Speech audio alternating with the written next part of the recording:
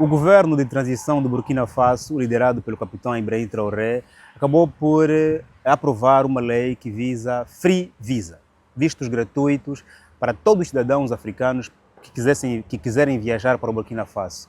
Isto 2 semanas depois da lei polêmica em que o mesmo parlamento de transição, que é liderado por sua maioria militares, ter aprovado também a proibição de comportamentos homossexuais no Burkina Faso. Hoje, no Burkina Faso, é proibido e punível por lei, e com crimes de 2 a 5 anos, comportamentos homossexuais, a promoção de conteúdos homossexuais, a promoção de direitos de pessoas LGBT+, e não sei o que lá mais.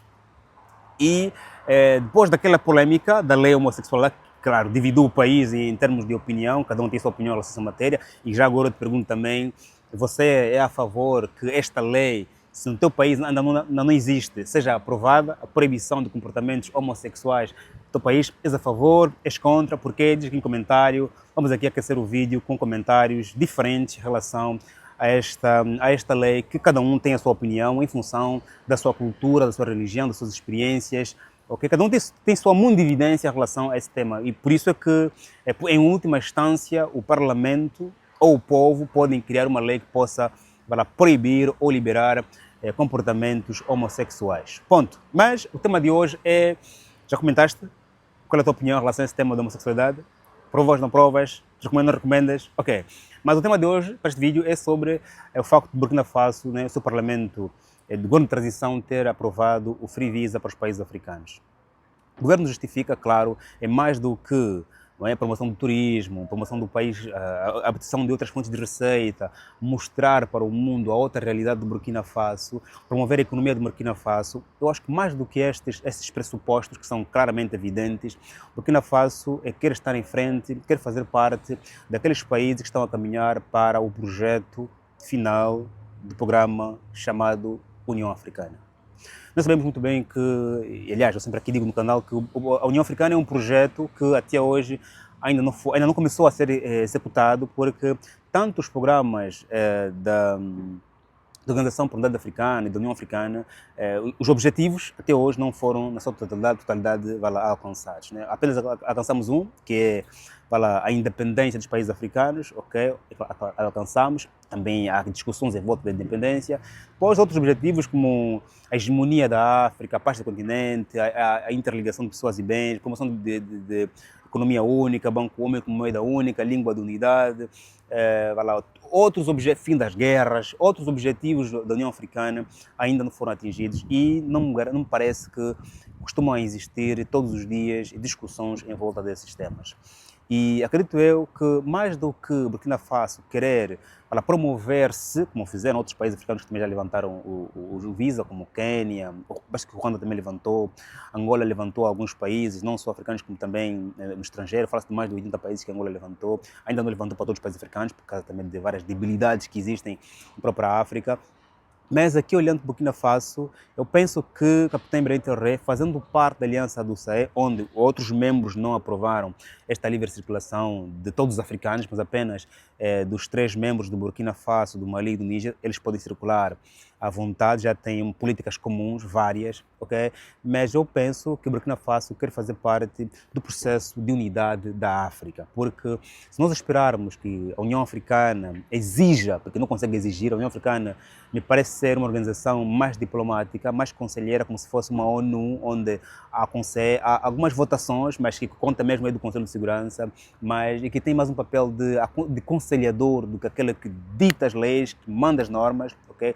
Eu penso que a União Africana, que devia ser igual aos Estados Unidos da América, que devia ser igual à União Europeia, está a se igualar à ONU. A ONU é uma organização mais diplomática, mais de reconciliação, mais de promoção da paz, e não só, mais diplomática, né? Mais de abraçar os outros países, tanto que há países que existem, mas não são reconhecidos pela ONU pelo facto de não cumprirem alguns requisitos, ok?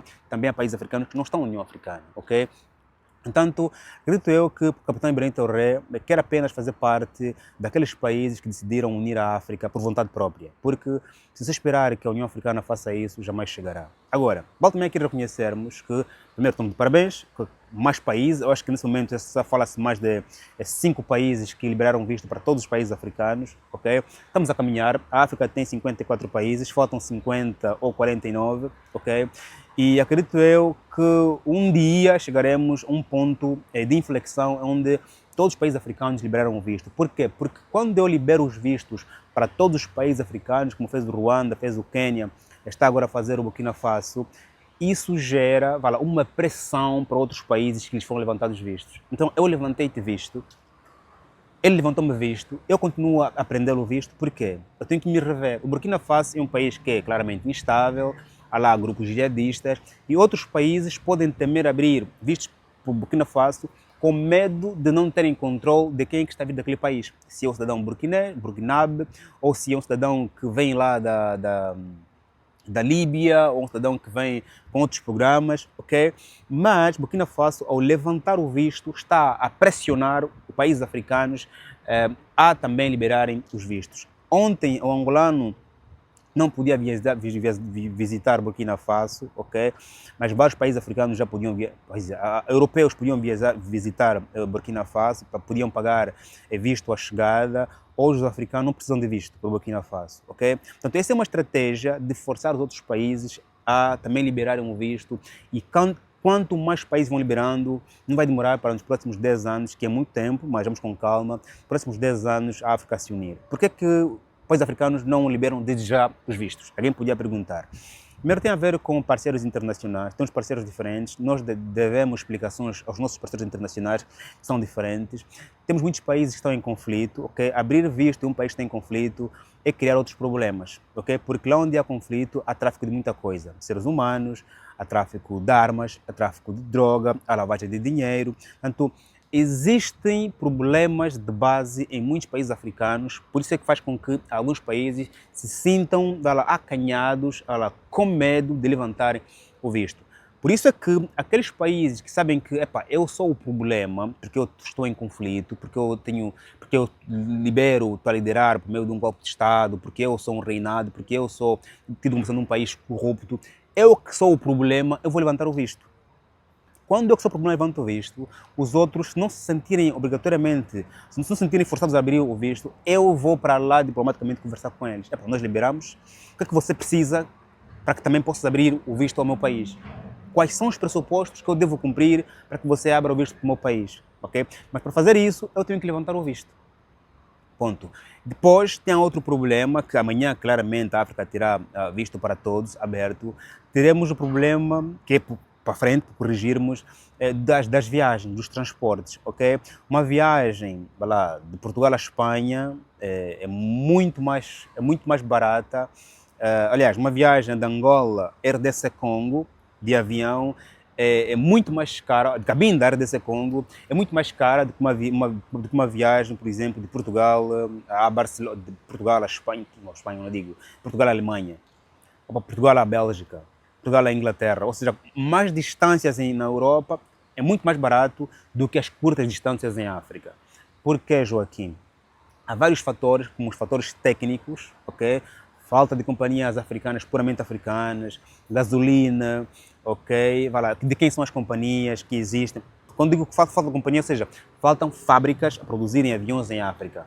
Pois quando existem companhias com aviões feitos pela Boeing, pela Airbus, essas companhias pertencem a empresas europeias ou americanas. Portanto, questões também ligadas à escassez de pilotos, de técnicos não só.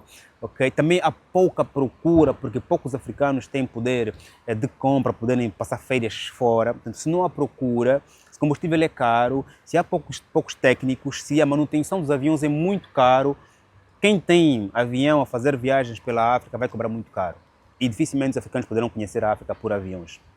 Okay? E por estrada, outro problema ligado aos conflitos, às montanhas, aos rios que não foram ultrapassados. Alguém dizia no livro The Prison of Geography, que é a geografia é um dos fatores de desenvolvimento econômico. Aliás, o livro A Pilhagem da África diz que a África é pobre em função também do seu relevo, porque há muitas montanhas, há muitos rios.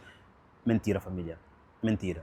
Quem já viajou pela Europa sabe muito bem, de carro, sabe muito bem quantas pontes, quantas montanhas, quantos túneis existem quantos rios existem pela Europa. Eles furaram as montanhas fazendo por túnel.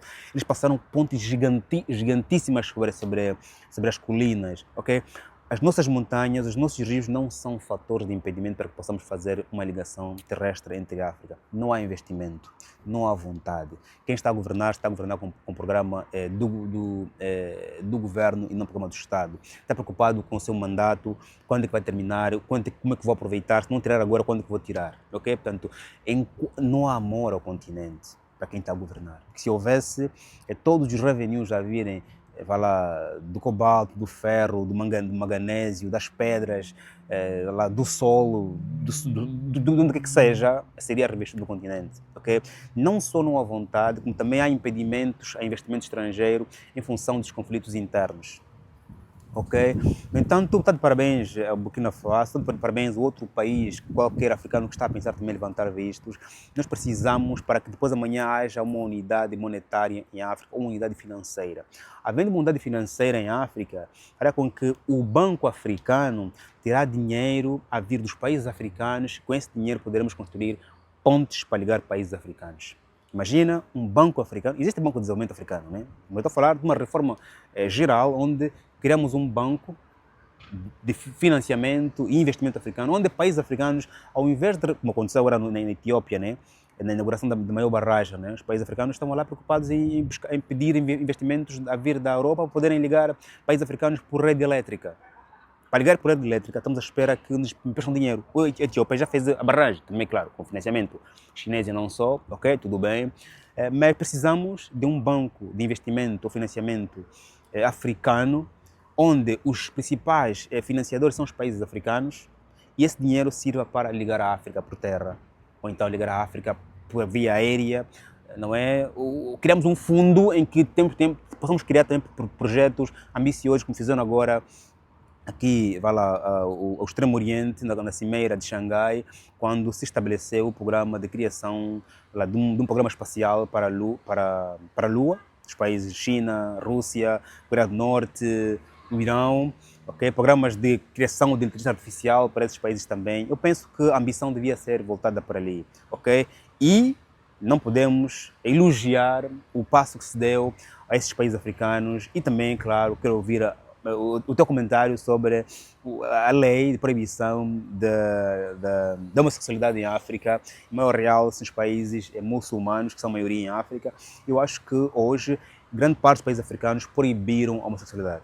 Há países onde existe pena de morte, como o caso do Uganda, e há países onde apenas só há pena de prisão, como é o caso do Burkina Faso, que tem muitas externalidades, okay? Tem muitas consequências essa lei, mas eu não vou aqui comentar, não vou dar aqui o meu comentário para não influenciar aqui as vossas opiniões, ok? Não quero influenciar as vossas opiniões, quero ler os comentários e vou respondendo cada comentário segundo o meu ponto de vista a partir de cada comentário. Mas faz like neste vídeo, subscreva, estamos juntos e até já.